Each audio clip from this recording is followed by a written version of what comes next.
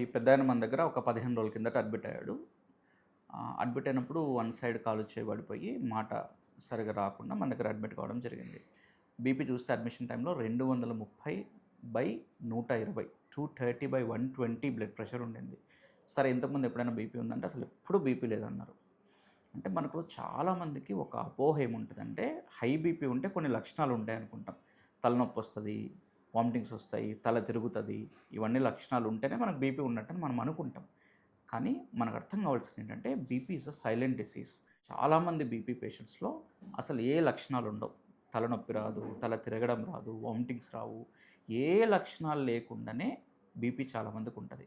And చాలామంది BP పేషెంట్స్లో మొదటి లక్షణంగా కొంతమందికి పక్షవాతం రావచ్చు, కొంతమందికి హార్ట్ అటాక్ రావచ్చు, కొంతమందికి కిడ్నీస్ ఫెయిల్ అయిపోవచ్చు. మరి మనకు ఎట్లా తెలుస్తుంది బీపీ ఉందా లేదా అని అంటే మనము రెగ్యులర్గా బీపీ చెకప్ చేసుకుంటే తెలుస్తుంది. 30 సంవత్సరాలు దాటిన తర్వాత అందరూ కూడా కనీసం ఇయర్లీ వన్స్ సంవత్సరానికి ఒక్కసారైనా బీపీ రెగ్యులర్గా చెక్ చేసుకుంటేనే మనం అసలు బీపీ ఉన్నది లేనిది మనకు తెలుస్తుంది. దాన్ని బట్టి ఫ్యూచర్లో మనకు ఎక్కువ పెద్ద ప్రాబ్లమ్స్ కాకుండా మనం ప్రివెంట్ చేసుకునే వాళ్ళం అవుతాం.